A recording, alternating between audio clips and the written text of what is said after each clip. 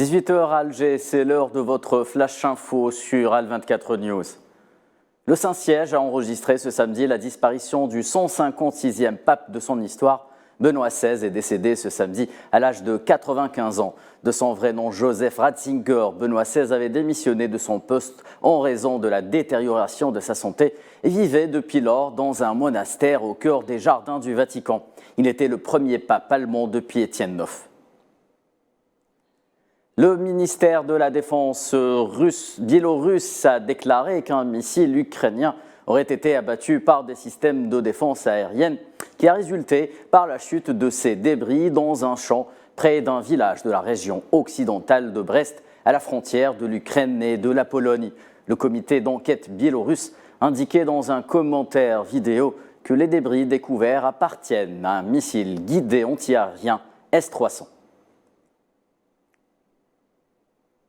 Les 46 soldats ivoiriens détenus au Mali depuis le mois de juillet dernier ont été condamnés vendredi 30 décembre à 20 ans de réclusion criminelle avant expiration de l'ultimatum fixé au 1er janvier par les chefs de l'État de la CEDEAO pour les libérer. Les soldats prévenus ont été déclarés coupables d'attentats et complots contre le gouvernement et d'atteinte à la sûreté extérieure de l'État. En République démocratique du Congo, des affrontements ont opposé vendredi l'armée congolaise appuyée par des groupes d'autodéfense aux rebelles du M23 au nord de Goma, dans l'est du pays, ont indiqué des sources locales. Les combats se sont concentrés à Buiza, une localité du territoire de Rutshuru, où se situe la dernière position de l'armée congolaise dans la zone.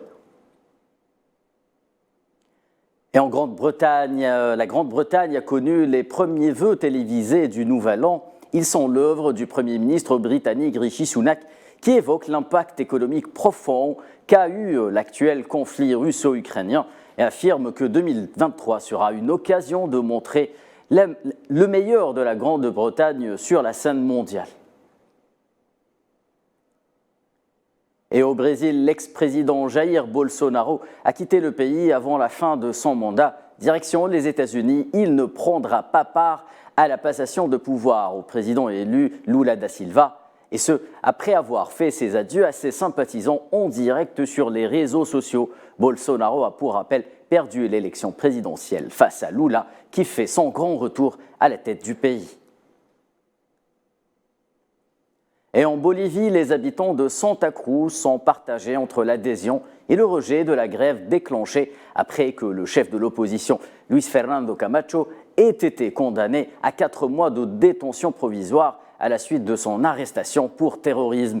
Certains magasins restent fermés alors que les gens protestent avec des pancartes et des drapeaux boliviens. Et le prochain club dont Cristiano Ronaldo portera les couleurs est désormais connu. Ce sera la formation saoudienne d'Al-Nasr.